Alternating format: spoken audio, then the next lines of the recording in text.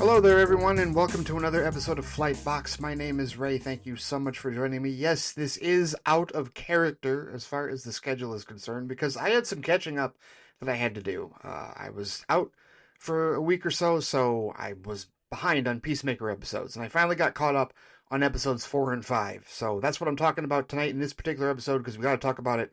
And I've got some email. I have one particular email that I need to respond to before we get into these last 3 episodes of season 2 of Peacemaker. But before diving into all of that, always want to remind you that this show and my other shows are a part of the Flitecast podcast network that you can find at theflightcast.com or wherever you get your podcast.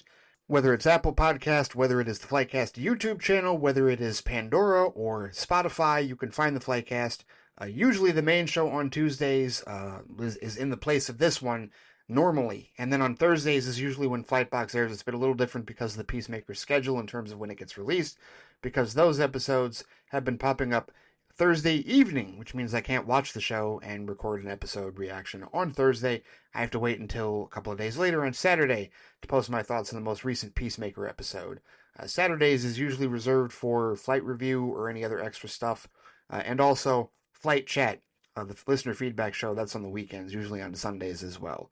So you can find all those shows again at theflightcast.com or wherever you get your podcasts. And of course, I want to take a moment to thank all the very loyal supporters at patreon.com/theflightcast. Hope that you're enjoying all the bonus content. I posted another episode of Flight Speed yesterday. Went on a bit of a rant because Brandon Braga, former Star Trek producer and writer, made some comments at Star Trek Las Vegas about how he thinks the franchise should go back to longer season episodes, longer episode seasons, if you will, 20 plus episodes, and the like Star Trek used to be. And I had some choice feelings and thoughts about that, especially since I kept seeing that article reposted all over my timeline with respect to threads.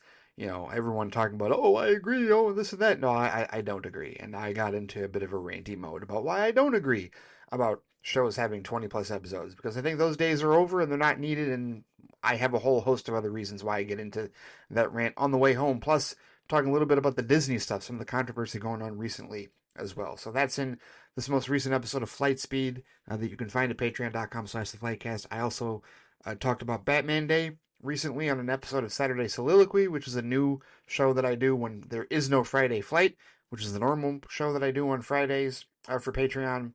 Plus, I've got more reviews coming as far as Flight Review and Flight Box, and also Flight Report, because there's some comics that I need to talk about, to read and talk about going forward. So all that bonus content is available at the Flightcast, patreon.com/theflightcast, that is. And there's more to come on the way, so thank you so much for your support. Cannot thank you enough for supporting patreon.com/theflightcast, and hope that everybody is enjoying the bonus content that is there and the bonus content that is to come.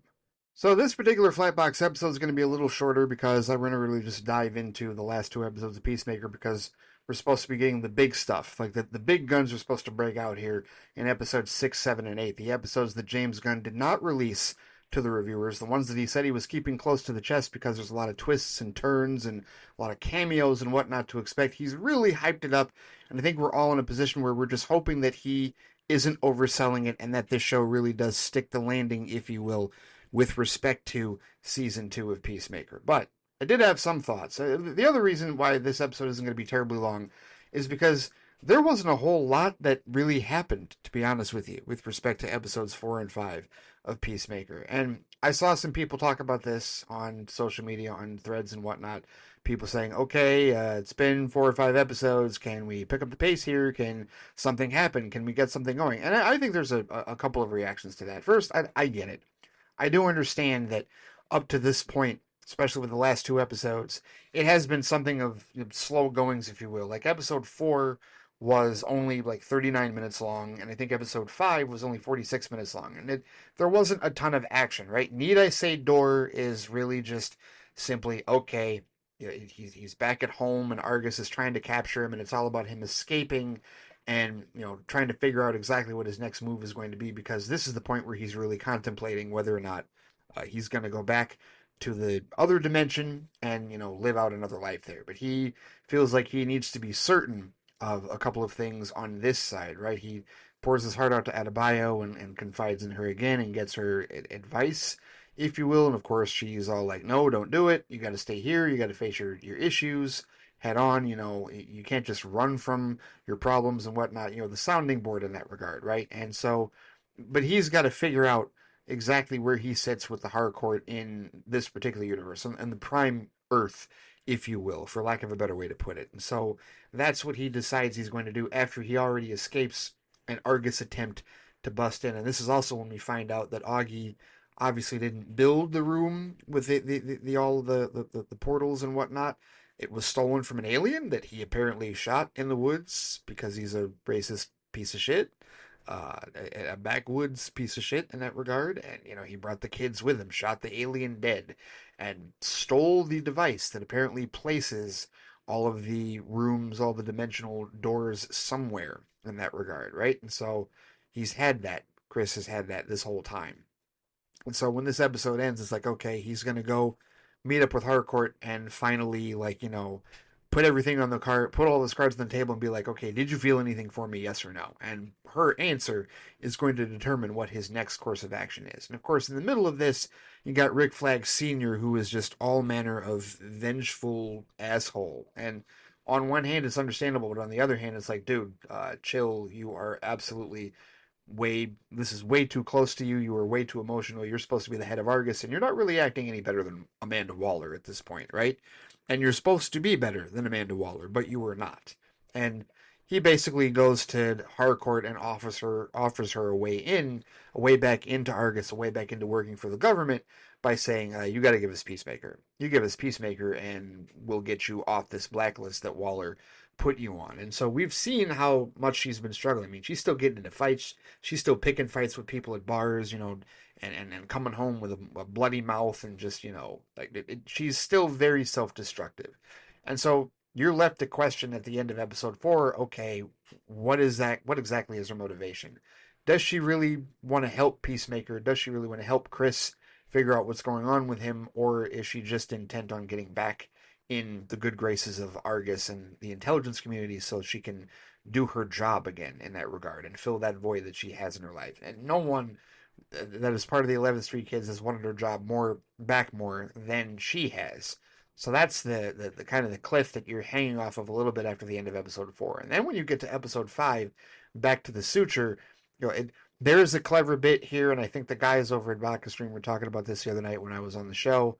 They were talking about how, basically when Chris shows up, he knows that it's a trap. He knows that Argus is waiting for him, and he's confident that he can get out of it because he's anticipated all of their moves. He knows that Harcourt is wired in this location that they're meeting. He knows that there's snipers trained on him. Judo Master's got a trank rifle like aimed at him the whole time, and he knows to go play with the dogs and step in front of children and like kick the ball, and like he knows basically to put as many other innocent humans in his line of fire, in his line of sight, so that he can't take the shot while he gets to Harcourt. And that was really like intelligent maneuvering in that regard. But of course, Harcourt basically tells him, "You idiot, I gave you the code to run away. I was trying to save you, and now you've completely effed yourself.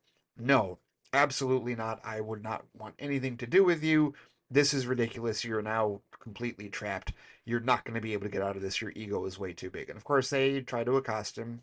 Flag, Fleury, and Bordeaux try to, take him in. Bordeaux's about to shoot him. Bordeaux is clearly about to like shoot him in the head because Flag, like, essentially at this point is like, yeah, I did dead or alive in this regard. Like, he really does not care, and he really isn't hiding his emotions with respect to any of this. Like, he clearly wants Peacemaker. He clearly wants Christopher Smith dead in some form. Like, he wants some form of pain and suffering, some form of retribution on his hands. And Harcourt does essentially kick his ass. Christopher kicks Chris's ass and knocks him out, basically to save him from Bordeaux shooting him in the head, and taking him out completely. And this is where we find out Bordeaux is a cyborg, because I don't know if that was made apparent in the first like 3 or 4 episodes that she's a cyborg, but it's clear now because she tried to put mechanical sights on him in that regard. And at this point, Chris has gotten his answer, doubly so in his mind, because not only did Harcourt reject him and basically say, no, it was a mistake, whatever happened between us, and I want nothing to do with it. Absolutely not. But then he also is convinced that she has now just turned him in and, basically used him as a bargaining chip to get back into Argus's good graces. And while it's completely understandable why he would believe that, she believes she's actually doing it to save and protect him, which she is. She's saving his life. And she did end up saving his life because not only does, she basically stop Bordeaux from shooting him in the head, but when they take him into custody, like, Flag Senior's intent is that he's going to kill him. He's, brings him into the interrogation room, and all the cliches come out. Turn off the cameras and remove the listening devices and shut the shutters and whatnot. And it's like, oh, you're gonna rough him up. You're gonna beat the shit out of him. You're basically gonna beat him within an inch of his life, and then take his life from him, while Bordeaux and the others basically just brush it aside in that regard, right? And it's Harcourt that's like, Economos, you need to totally book him and put a record in so that there'll be some type of trail so that his body can't just disappear. And it works out. I mean, Flag Senior absolutely beats the piss out of Peacemaker in this regard. Like, beats the shit out of Chris.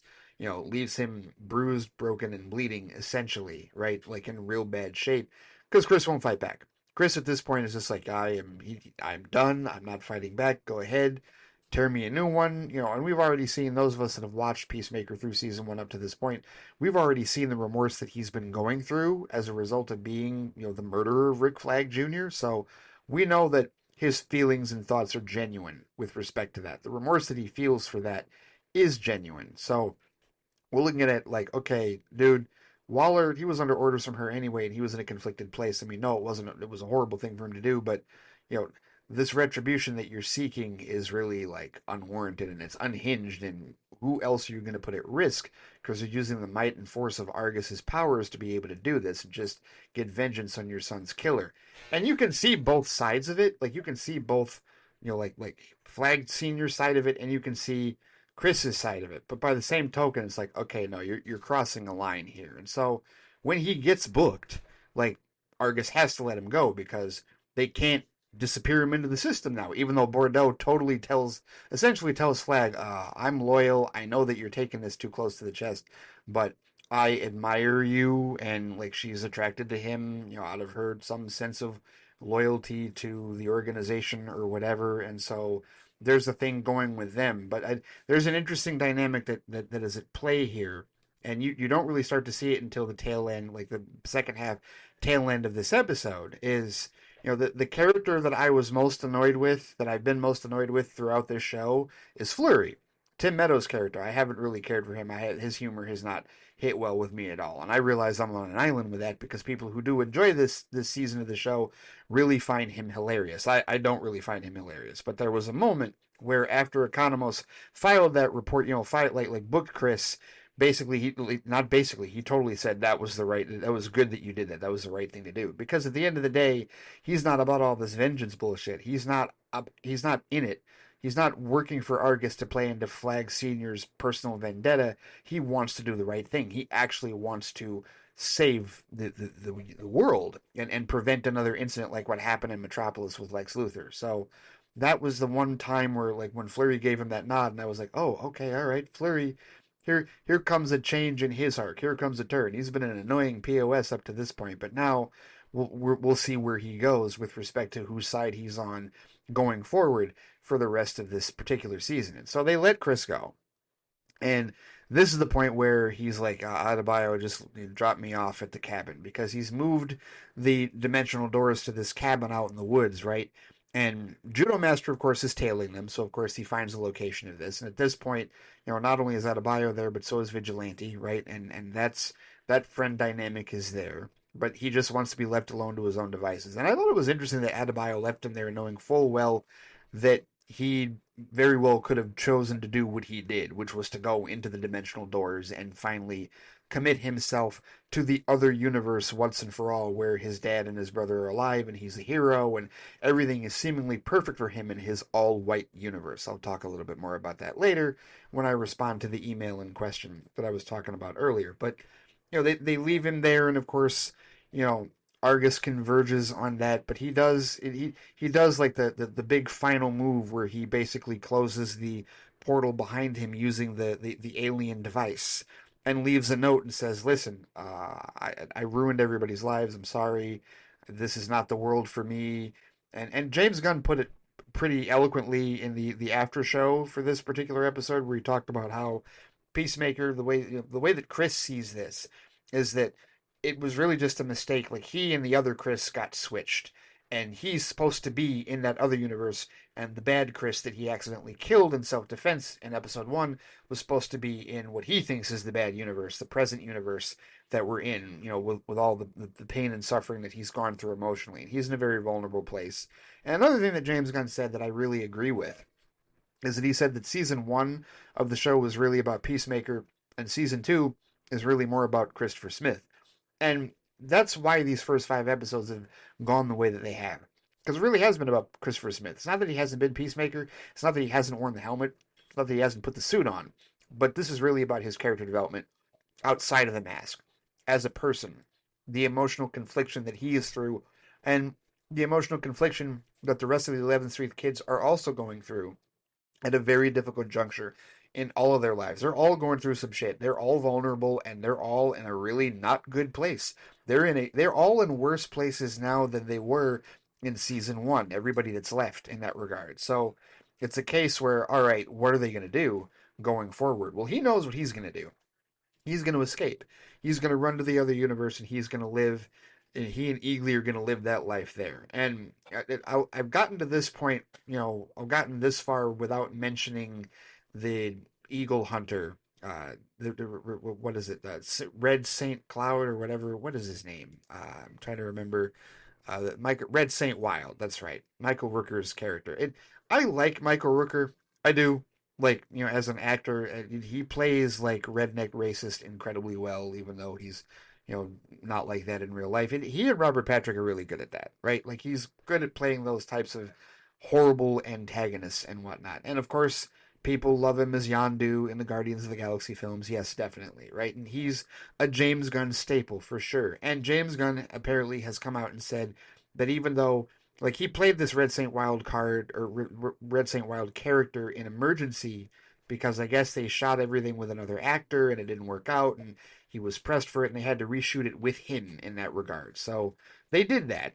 And even though he's playing that character, I guess Michael Rooker is still going to play another part. Like he's been in two DC things, actually three DC things by James Gunn because he was Savant in the Suicide Squad, which I did a whole episode on Patreon where I talked about how the Suicide Squad, James Gunn's The Suicide Squad, is pretty much a DCU movie, not really a DCEU movie. If you want to listen to that, go ahead and check that out on Patreon. But he's been in that movie. He was a voice of one of the Superman robots in Superman, and now he's this Red Saint Wild character. But he's like a catch-all. He could play somebody else, and I do hope that Michael Rooker does get a bigger role, like a more substantive role in the DCU going forward because he's a James Gunn staple. James Gunn likes working with him, and he's a good actor. And that all being said, this character is kind of useless to me because the Eagly thing, whether there's supposed to be some big reveal or some big thing with Eagly at the end of it, I don't know. But at the moment, it's not my most favorite plot line whatsoever. Like it's there and it's disgusting at times and it's mystical, and it definitely shows a strength of power that Eagly has. James Gunn called Eagly the most powerful member of the 11th Street Kids, and it's like, okay, all right, fine.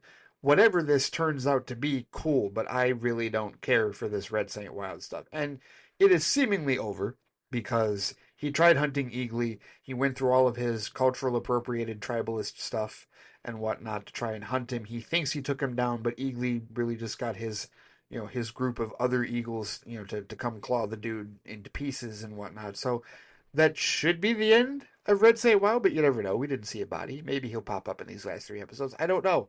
I'm just not nearly as invested in that particular plot line as I am in any of the other stuff. And I'm just curious as to where all of this is going to go. But I think that these first five episodes have really been about character building for Christopher Smith. The Peacemaker without the mask in that regard, and the 11th Street kids and their emotional turmoil, right, in that regard, and certainly the Rick Flag Senior stuff and his quest for vengeance.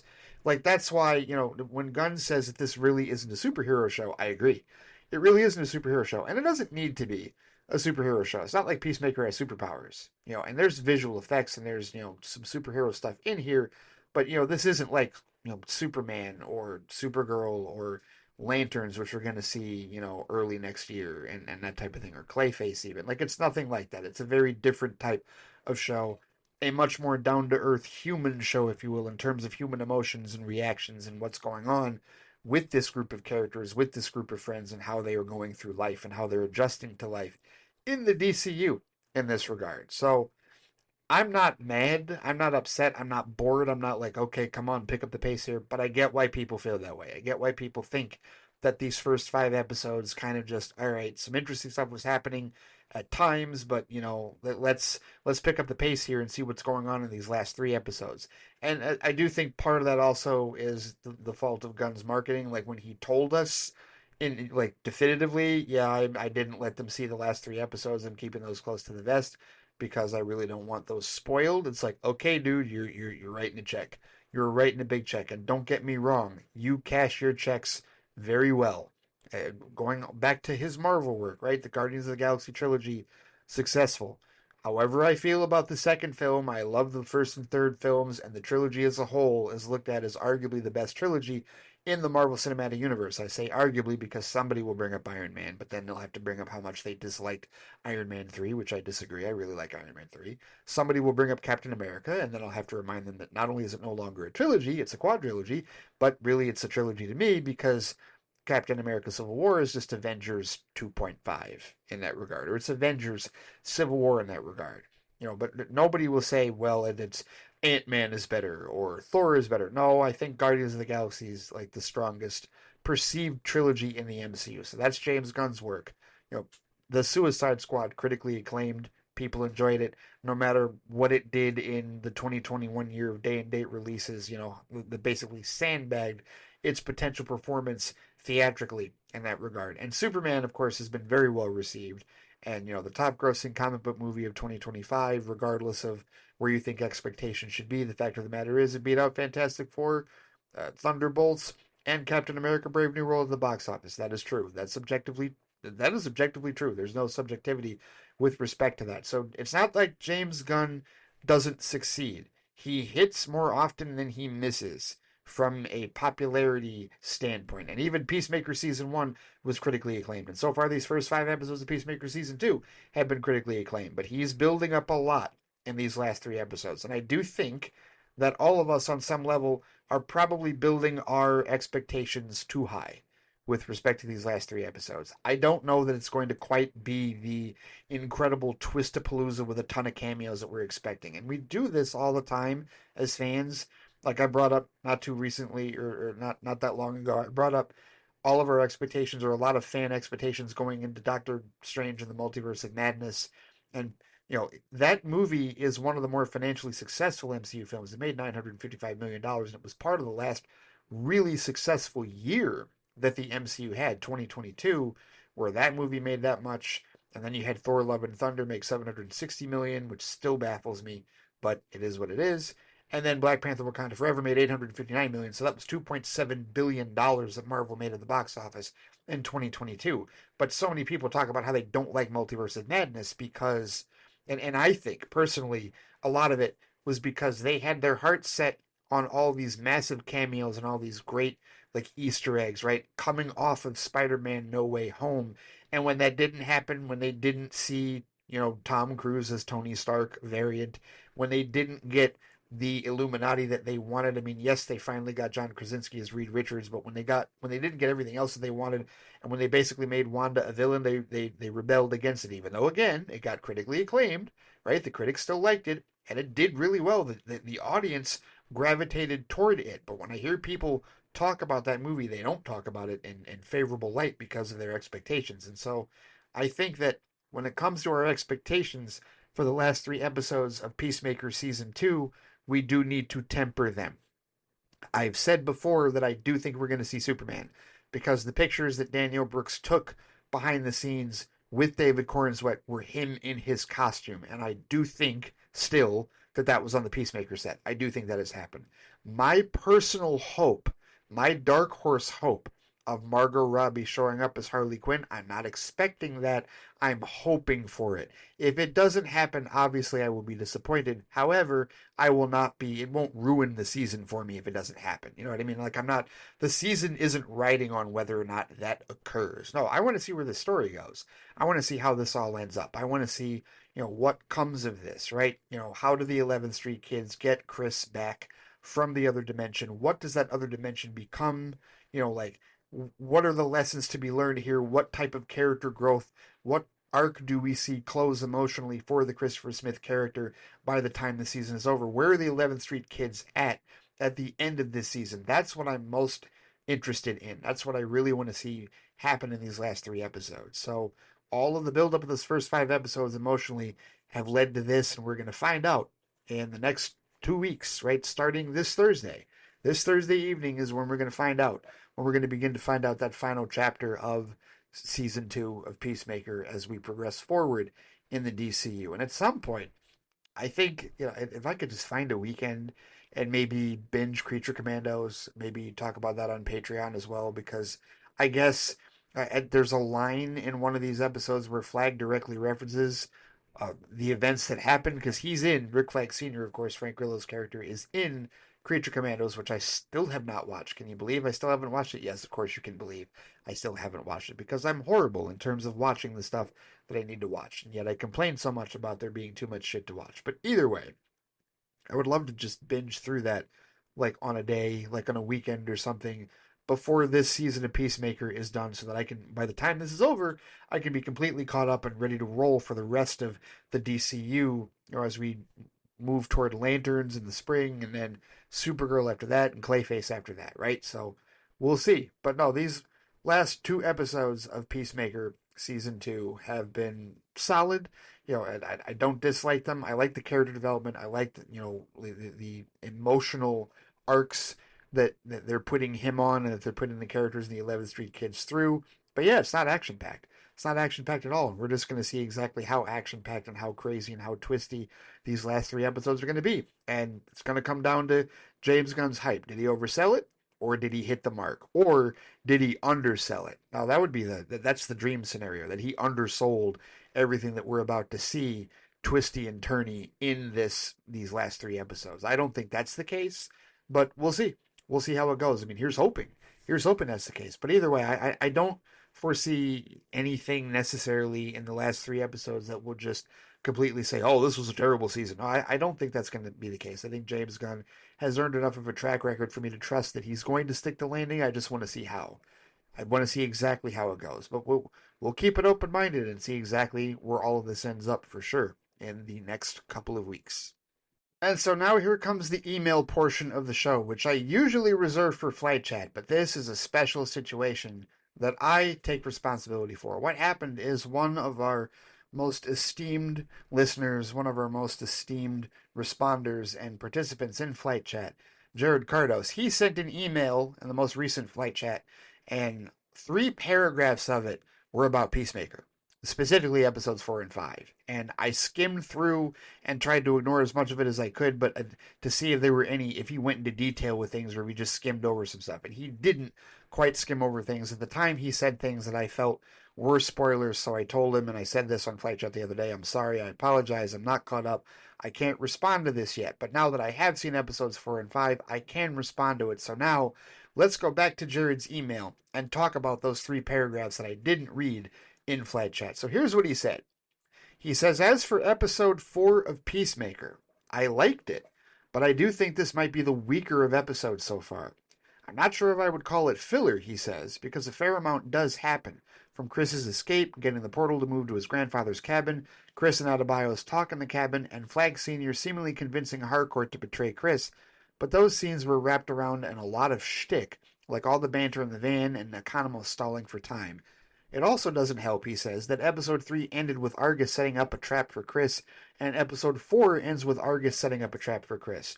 Not a bad episode by any stretch, but one that will probably work better when binged rather than waiting week to week, if that makes sense. No, that actually does make a lot of sense, Jared. And I think I do agree with you because that was one thing about episode 4 that I didn't care for either was all the shtick. The van banter was whatever. It's like okay, I don't really need that. I mean, it is what it is.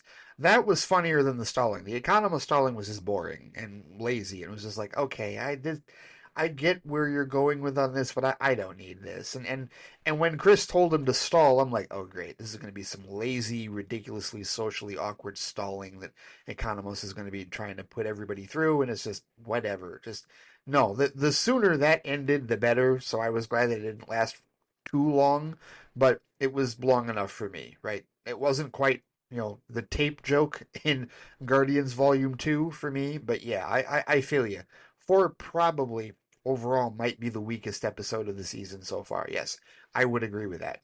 But Jared does say one thing about it I did find interesting is that while I think we're all pretty convinced that this otherworld Peacemaker found is some sort of racist hellscape just under the surface, I think Adebayo does offer an interesting alternate theory of it being some sort of world where people's dreams come true. The way she described it sort of reminded me a bit of the Black Mercy from For the Man Who Has Everything, he says. Possibly related, and sadly I can't find this now that I'm actually looking for it, but I saw something on one of the DC subreddits where one of the more recent Peacemaker trailers had a shot of them looking at a horrific version of Earth with walking skulls on spider bone legs. Now it's been replaced with a shot of someone nearly falling into the black hole we saw in Superman. Maybe that's the world Chris has been in the entire time and something is making him see this idyllic world? Likely not, he says, but it's nice to have at least an alternate theory. Yeah, and now that having seen the episode, like I think that I didn't interpret it that way, Jared. I mean, that's a fine interpretation, and she could be right. But I looked at it as she was like approaching him on more of a psychological bent. And maybe it's the same thing where, like you said, maybe it is making him see something that isn't there in this universe. But I didn't know, like, I'm not sure if, like, to me, it didn't seem like she was talking about it tangibly, but she was talking about it like it's all in your head. You're seeing what you want to see, and, you can't trust your feelings at this point in time because you're in a very vulnerable spot, right? And I'm paraphrasing a lot of what she said and like elaborating on it. But yeah, that's an interesting idea that maybe it isn't just this racist hellscape. But then, I think either way, Jared, like there has to be like the fact that it's all white people.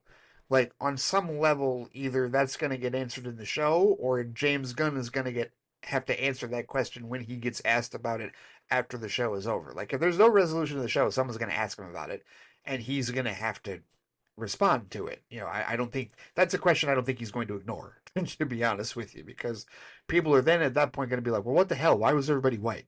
Like, is that a Peacemaker thing? And maybe it's something that he explains in like the after show or whatever. I'm just saying, if the show doesn't explain it, then he'll have to. James Gunn, that is, in that regard. But whether it is part of the jingoistic life that Chris envisions for himself, or whether it is the racist hellscape that a lot of us are still kind of thinking it is because we haven't seen anything to suggest otherwise yet to this point because that was the other thing about the last two episodes. No time was spent in that dimension. All time was spent in the regular world, really just cementing his emotions toward the move to go to the alternate universe. And now we're about to dive headfirst into that alternate universe going forward, and we'll see how much we're there. Probably a decent amount because it does look like from the previews that the 11th Street kids are headed over there. And you know what? That'll be interesting because they all head over there. It'll be interesting because Judo Master followed him in there, of course. So that's one brown person that's following him over there. That's trying to take him down, and then Adebayo, of course. We'll see what happens in that regard. I think I understand. I saw somebody post on Threads like, "Don't go over to that other universe, Adebayo," in all caps, and I'm like, yeah. If it's what we think it is, it ain't gonna be a good time for her. We'll see. But yeah, maybe that's one of the twists. Maybe that's one of the big things that comes out in the last three episodes. We will find out. But Jared's last paragraph that he wrote about Peacemaker, he said episode 5, however, had a lot more going for it. The confrontation between Chris and Flag Sr. really lived up to the hype, and pretty much every character got an interesting moment, from Harcourt and Economos both struggling in different ways in regards to how to handle the clash between their job at Argus and their found family, and Vigilante's heartfelt scene when he thinks he's not only lost his friend, but that Chris didn't even mention him. There were some big developments for characters that surprised me, he says, like Flurry's reaction to everything going on with Flag Sr. For all his bluster and weird antics, there seems to be a decent agent trying to do the right thing, which was nice to see. I completely agree. I brought that up earlier. And for all of Red's weird cultural appropriation, he says, turns out he was right about Eagly being the prime eagle? That was a surprise. I mean, I think we all knew that Eagly was really the powerhouse between him and Chris, but I didn't think it was by that much. And Chris's story is very compelling, he says. I really like how this series is using this multiverse idea to tell a story about isolation, depression, and withdrawing from reality, and I'm really keen to see where it goes. So, a great episode, he says. And now we're at the point in the season where no one else has seen anything, and I'm really excited to see what crazy stuff the last three episodes have in store for us. Yeah, those last two sentences there, Jared, is really where I'm at as well. Because I do think it is a compelling story, and, using the multiverse to tell a story about isolation, depression, and withdrawing from reality. Yeah, I think that's a really cool way to tell a very personal story. And Gunn does this. James Gunn is good at telling stories like with emotional complexity and realism and really digging into the heart of characters. Like he's good at that. Seriously, we can say that now, right? Like, subjectively speaking, maybe, I'm sure there are plenty of people that hate James Gunn and disagree and think all he does is make silly dick and fart joke movies. But through three Guardians films and now through the Suicide Squad and through Superman and now into, almost two full seasons of Peacemaker, yeah, this is just part of what he does. It's a staple of his writing and of his storytelling, on the big and small screens. And it is intriguing. Like, it is something that it is compelling in that regard. I do like the layers of emotional complexity that he adds to his characters and that he follows through with these stories in all of these, movies and shows in that regard. So yeah, that is something that I have come to appreciate from James Gunn immensely. And I just think it's a great boon, if you will, a great boost to the DCU that he does that type of thing, that he's able to tie in the heart and make it relatable, make these relatable stories for these characters, even characters like Peacemaker and Adebayo and Harcourt and Economos and, Vigilante and everybody else involved, right? So yeah, very intrigued to see where it goes. And by his own admission, like I said, James Gunn said Eagly is the most powerful member of the 11th Street Kids. So whether or not that plays out into something massive, in the last three episodes, we will find that out as well because, of course, he went with him. He's involved in this. So, we'll see exactly how all that goes. But yeah, a lot to anticipate, if you will, a lot to look forward to with the last three episodes of Peacemaker Season 2 closing out here in the next couple of weeks. So there we go.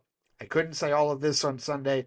I couldn't respond to your paragraphs about it, Jared, on Flite Chat, so I said I would respond to them here on this episode of Flight Box after finally reviewing episodes 4 and 5 of season 2 of Peacemaker. So thank you for the feedback as always, Jared, and I will definitely stay on target with respect to keeping up. The next episode of Flight Chat, we will certainly be able to talk about Peacemaker episode 6, season 2 episode 6 for this next episode because I will stay caught up because this is going to be the case if it really is as twisty and if it really is as cameo laden as Gunn seems to be hyping it up to be, then it's going to be one of those cases where when I get up to go to work on Friday, I'm going to have to stay off of Threads.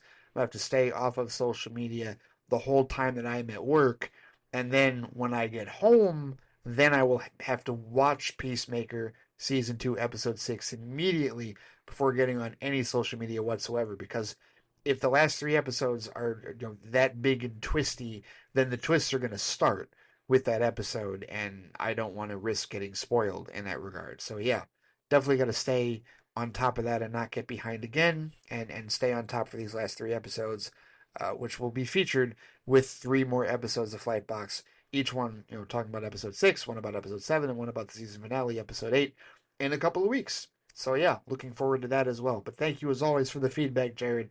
Indeed, greatly appreciated. Looking forward to more of it on Flight Chat. Answered appropriately as soon as in the time frame of when you sent the original email.